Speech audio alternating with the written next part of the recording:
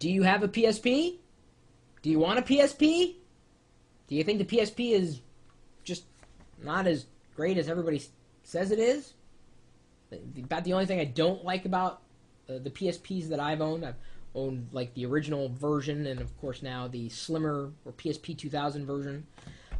The only thing I don't like about the PSP has nothing to do with the PSP itself and more to do with the software. Sony just can't make good software. They have the inability to master software, at least on a computer, either Windows or Mac, or I guess Linux to a large degree. A lot of community members and supporters of the PSP have designed better programs to support the PSP on the desktop for synchronization and whatnot. And I don't know if you've got a favorite PSP desktop tool that you'd like to share with the rest of the community. Let them know. Feel free to do that. I've got top 5 tips for the PSP submitted by John from our community at live.perillo.com as we've uploaded this to YouTube. These are just his tips. You may have different ones for the PSP. Feel free to submit them to me. Chris@perillo.com is my email address. He suggests, number 1, keep all parts free of dust as much as possible. Just like a computer, dust can damage PSP components and even the screen. And that's true. In fact, my screen definitely needs cleaned, and I haven't even done anything with it. And it looks like I sneezed on the screen. I need to get one of those screen protectors, which you can get, or custom cut to the size or the shape of your screen. Number 2, buy a PSP case rather than a PSP pouch. And I would agree. A case is harder.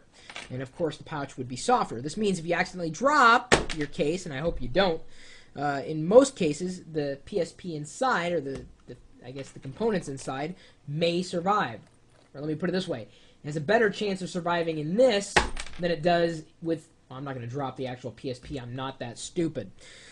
So get a case, get something harder. Number 3, and he says really express this tips. Only purchase a memory stick Duo or Pro Duo that has enough space or capacity for what you need. For example, there's no use buying a 2GB memory stick if you only use the PSP every once in a while and only put like 5 songs on it and maybe 10 pictures. It'll save you money in the long run and make you not think twice about why you bought it.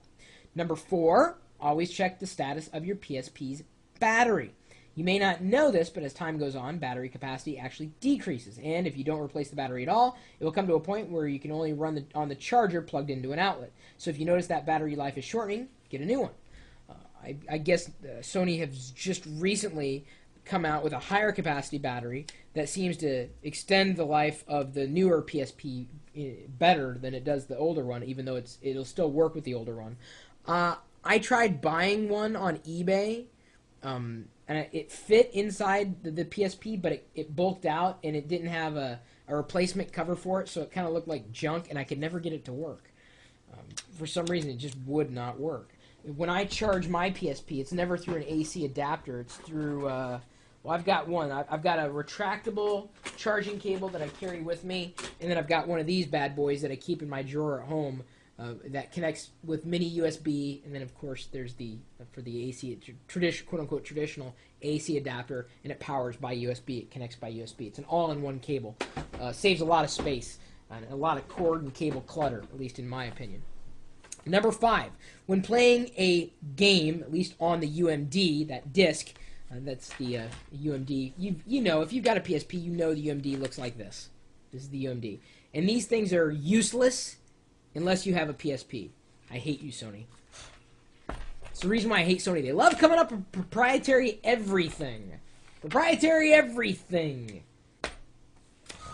I hate the word proprietary, especially in relation. I give the gaming platforms I excuse them. Because, of course, everything on the Xbox 360 only works on the Xbox 360. So, you know, it's just assumed that everything for the PSP is only going to work on the PSP. The thing that makes me mad, though, is that, you know, there's no other way of reading those UMDs. Not just the games, but like the movies that I don't even think they're making anymore on UMDs. I only have one UMD movie, and that's The Nightmare Before Christmas, and that's just because Ponzi got it for me for Christmas one year. But I've never even watched it on the PSP. Anyway, when playing a UMD game, never under any circumstance attempt to remove the UMD when the game is in session. This will actually corrupt the data on the UMD and lead the disk to being no longer usable. I don't know how it would corrupt the UMD because, well, it may damage the UMD reader because it's not really touching it. Isn't it just a laser? It's a disc. No matter, I don't think it's a good idea to remove anything when it's spinning around or when it's in operation. So I think that's a good tip for just about everybody or anybody. If it's running, don't do anything with it. Turn it off, turn it down, shut it off, then do something. Make sure it's not in operation before removing a disk. I'd say that the same thing for any kind of operation on the PC.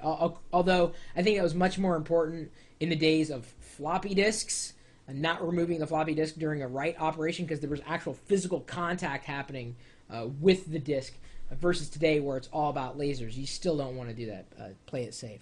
So those are his PSP tips. I don't know if they're awesome, but certainly they're things to keep in mind. Especially if you've never had a PSP before. Just keep these things in mind. Maybe you think you've got a better list of PSP tips that are unbelievable. Feel free to send them along. My email address is chris@pirillo.com. And you're also welcome to swing by the chat room, where every once in a while we do talk about gaming. It happens no matter what. We'll be talking about one thing, and someone will bring up the PSP or the Xbox 360 or the PS3 or the Nintendo Wii or the DS. We're geeks. We're going to talk about games. It's going to happen. And every once in a while, a Netris game will break out. That's a Tetris game that you play competitively against friends or possibly enemies. Or you possibly could turn a friend into an enemy. Anyway, you're welcome to join us. We're typically talking tech 24 hours a day, 7 days a week, and feeding this live video out to you. It's going right now to 371 people. Is that right? Wow. 300 and some odd people at this point are watching the live video feed as we're pushing it out and sharing tips about technology with everybody at live.pirillo.com. We'll see you later.